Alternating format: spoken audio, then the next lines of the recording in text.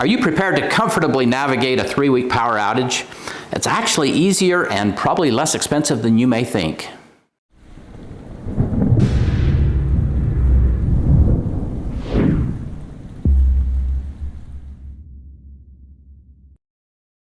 Hey, Provident Preppers, I'm Jonathan. And I'm Kylene. So are you prepared to navigate a 3-week power outage or similar crisis? Sheri B actually commented and asked us to create a short video that could talk about just laying it all in line, right? Basic, simple, what our preferences are that she could send to her family so that they could be prepared for just a basic power outage. And it's very timely right now because the North American Electric Reliability Corporation just recently came out and said that this winter, up to 1/4 of the people in the United States may be vulnerable to fairly serious power outages. So that is happening also right now. We have people in North Carolina, up to 40 or 50,000 people who have been without power because someone decided to shoot up a couple of substations and just created all kinds of chaos. So these things can happen, and hopefully they won't to you, but you need to be prepared just in case. Absolutely. So let's talk about basic needs, right? We kind of changed Sheri's question just a little bit. This is going to be apartment friendly and budget friendly, except for the very end where John just forgets all about the budget. But for the most part, right, this is all going to be what anybody, it's going to take a very small space, and the fuel should be able to be stored, and you can use all of these things indoors. So let's get busy. First of all, let's address the cold because I need to be warm. Now, for this, there's so many different climates, right? And situations, because your power outage could be in the summer or in the winter, and you could live on some nice coastal property that you don't have to worry about heat. But let's talk about living in Utah, where it gets down into the teens and it's wintertime, which means that I'm cold. So first thing we want to talk about is a microenvironment. This is a tent. Now, you don't have to go out and buy a tent, and quite frankly, any tent can work. Anything can work, right? So we want to create a microenvironment where you just kind of hang out and it will stay so much warmer. So if you just set up a tent in your family room and you kind of hang out in there and you sleep in there, you are going to be so much warmer than if you didn't have it. But it doesn't have to be a tent. You could throw a big blanket over the kitchen table and sleep underneath the kitchen table. If you have bunk beds, you could put both kids in the bottom bunk. They'll be warmer together, and put that blanket over the top, and that will create a microenvironment. So you might have to get a little bit creative, but that is one thing, the first thing that's really important, and it might not even cost you any extra money. Now, Jonathan and I, when we were talking about this video, this was mine hands down. This is a Vesta heater, and this is safe heat. This is the fuel that it uses. Do you see how these number 10 or these cans of canned heat, well, they're safe to burn indoors. Each one of them lasts 6 hours. Yep. So this flat will burn for 72 hours. So that, and it can be safely stored indoors, whether it's in your pantry or someplace else. And notice how compact that is. Just those little, we can fit probably 4 of those under a bed, a stack of those. So excellent fuel. And like I said, not all sterno or canned heat is safe to burn indoors. You need to make sure that you get one that's a catering fuel. You can have cans that last an hour or 2 hours or 6 hours. And quite frankly, the 6-hour cans are my favorite, hands down, just because you have to change them less often. Hey, before we jump in any further on this, let me just remind you that you do need the ability to light. Whatever you're going to be lighting, there's the butane lighters. We're all familiar with these. This is a new something that's pretty exciting to us. This is a rechargeable piezoelectric lighter. So this can be recharged using a little USB, micro USB, even from the hybrid light.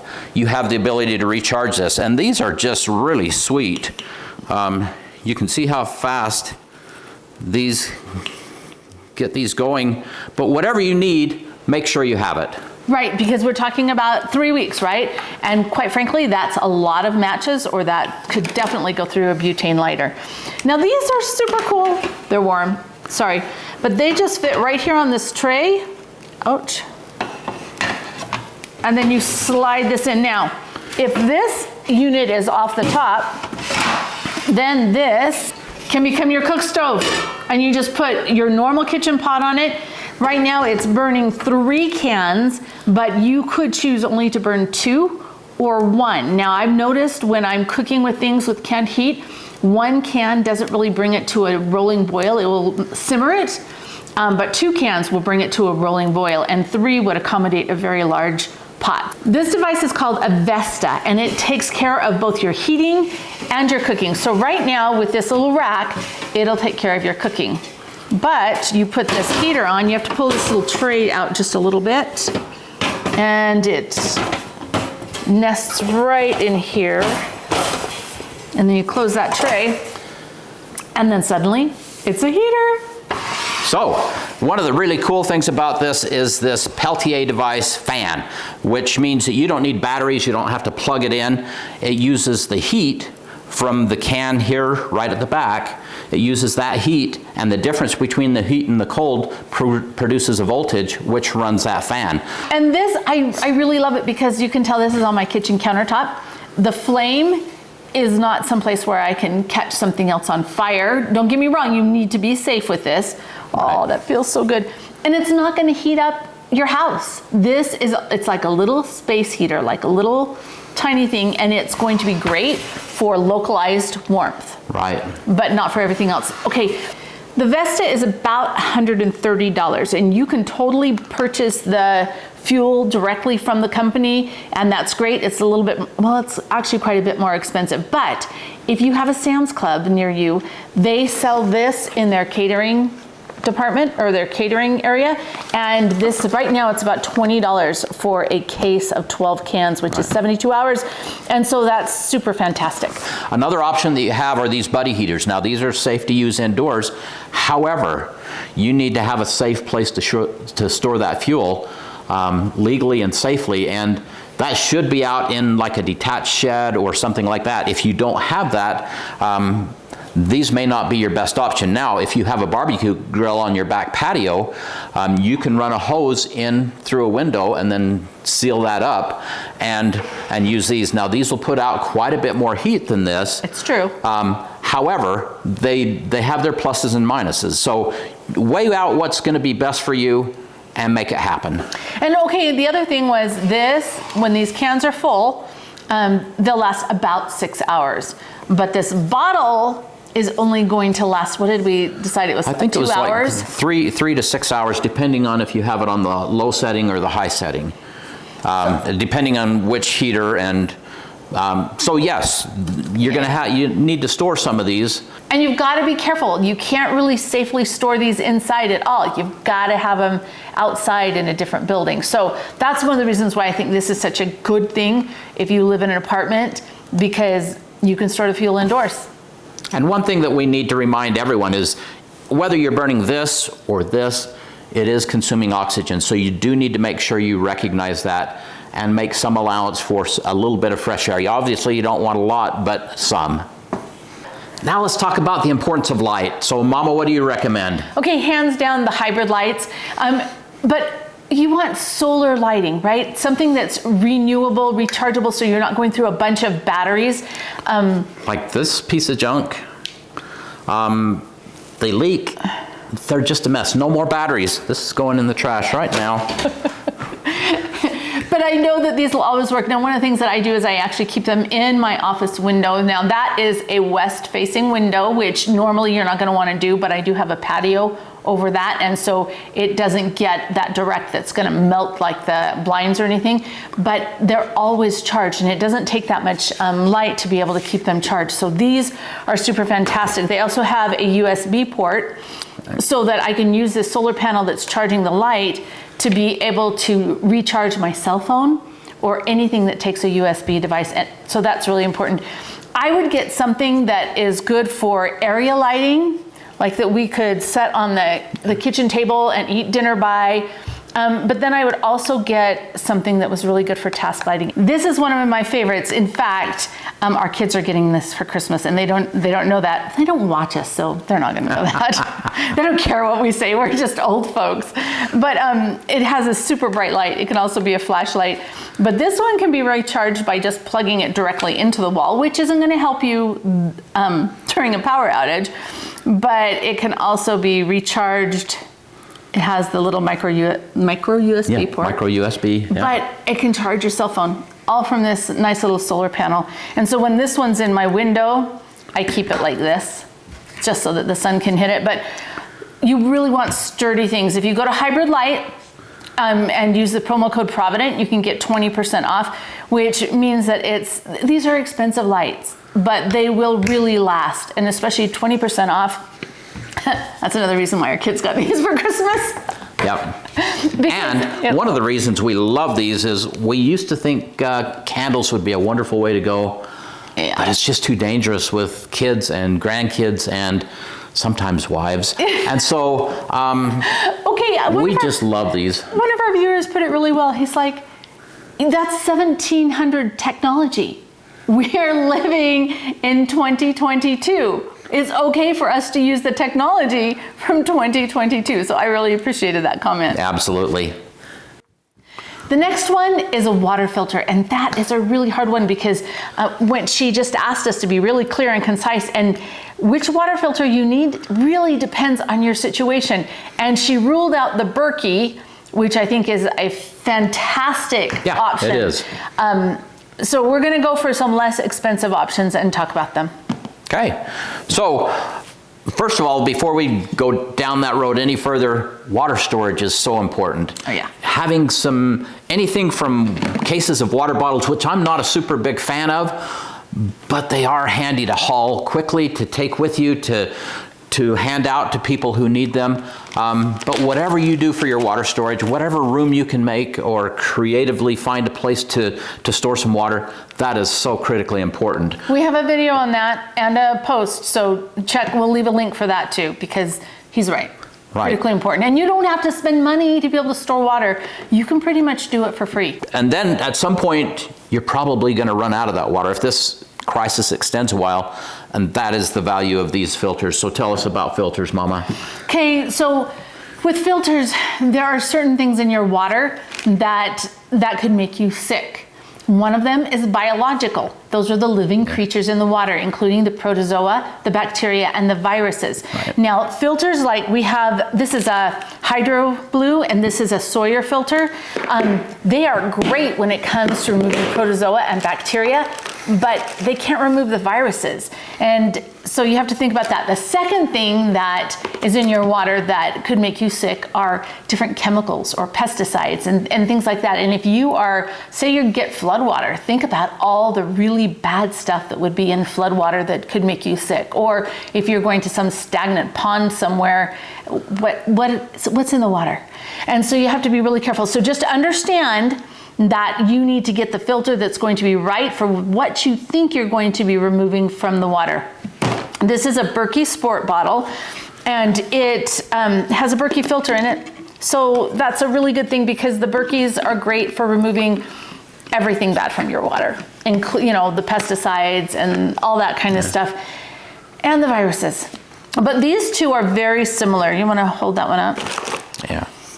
So both of these use the technology that they use in kidney dialysis, and they can remove the bacteria and the protozoa, but they're not going to remove, like if you have chlorine in your water or anything like that, they're not going to remove that. So these have a purpose, but if I were using these in an emergency situation, I would either boil the water first, which if you boil it, you kind of don't need these, or I treat it with chlorine and then run it through this, because the chlorine actually won't kill protozoa, and so you do need to do something secondary. Boiling is so good, it will kill everything. It won't remove the toxins, right? The pesticides or whatever is in the water that way, the chemicals, but it's a great way to treat your water. So I'd pre-treat with chlorine and run it through here, but don't get a false sense of security that this is going to remove everything bad that's in your water. Super helpful, but Yeah, so check out our video and just do a little research, and the price range can fit whatever you need, and just make sure you have that covered. Now let's move on to some shelf-stable foods that you should have in your pantry. Because we want to have plenty to eat, right? That doesn't require any refrigeration, and that's easy, that takes the least amount of fuel possible to heat up, or no fuel. For instance, this can of soup, I could eat it directly out of the can if I had to. It's going to be much better warmed. Right. But the other thing about the soup is when you're really cold, it's so good to have that warmth inside. And so you can use a very small amount of fuel to make yourself a hot beverage or to heat up the soup and really warm you. So think about those. I usually make all my soup from scratch, but we always keep a couple cases of canned soup just because if something happens, Quick and easy. And if we don't use it, then I go ahead and donate it to a local food bank, and then everybody wins, right? So that's okay. But things that you can eat directly out of the box, shelf-stable milk, things like ramen. Ramen's kind of forbidden in our house, except during special occasions. Right. Your body needs those calories, especially in the winter. You've got to have those calories for fuel. So make sure you have the variety of foods that you need. Yeah, so you don't want to have to go to the store during this entire event. So make sure you have a really well-stocked pantry. We do have a post on building your 3-month supply of everyday foods that might be a really good one for you to look at and see, give you kind of some ideas how you plan. Number 5 is whatever supplies you may need. And that's going to be very individual, so you're going to have to think about what those needs are. But these are a few of the things you might want to consider. Okay, toilet paper, different sanitation things, toothpaste. If you are elderly and wearing Depends, or you have a baby in diapers, you want to make sure that you've got plenty of those stocked up and ready for this wonderful little event. And just think about the supplies that you might need, like a really good first aid kit. You never know what's going to happen, and you might not be able to make it out to get some medical help. How about medications? Make sure that you keep at least a 3-week supply, longer if you at all possibly can, of any critical medications that you are on, because now's not a good time to run out of your blood pressure medication or something like that. So think about the supplies that your family might go through and make sure that you stock up on those.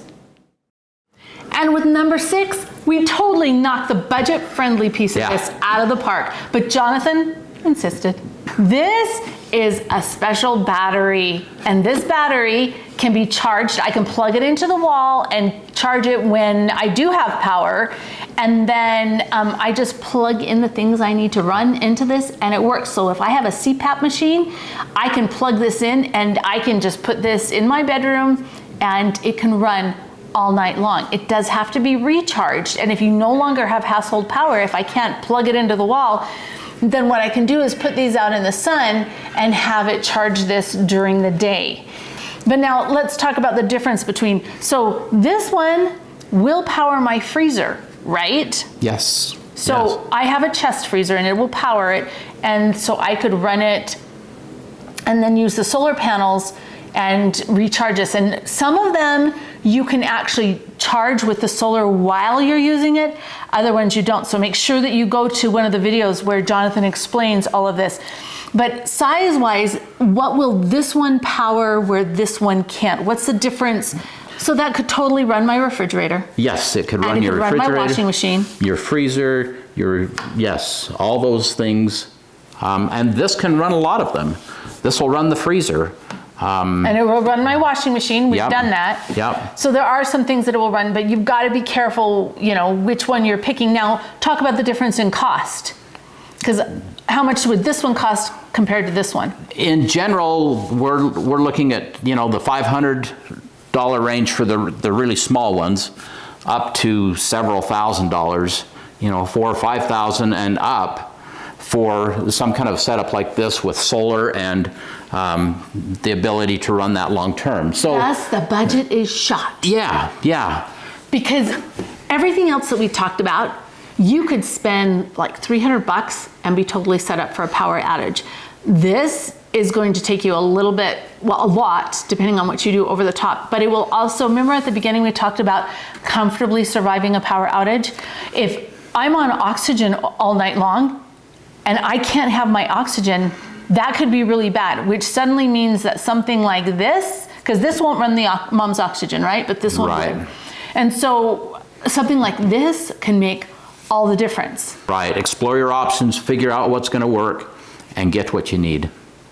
I hope that covers it for you, Sheri. And thank you for the question, because it really caused some thinking on our part, and I know it's gonna benefit all of you out there, so. And think about this. We want to take what could be a crisis and just turn it into an adventure. If we've practiced in advance and we are comfortable with the tools that we have purchased in advance, then it all just becomes an adventure. And it's not some terrible crisis that could really potentially have some pretty bad results or negative outcomes. So we really appreciate you asking that question, Sheri. And for all of you out there, let's get busy. Let's get this done. Now for the question of the day. What have you done to prepare for a 3-week power outage? Comment below. And thank you for being part of the solution.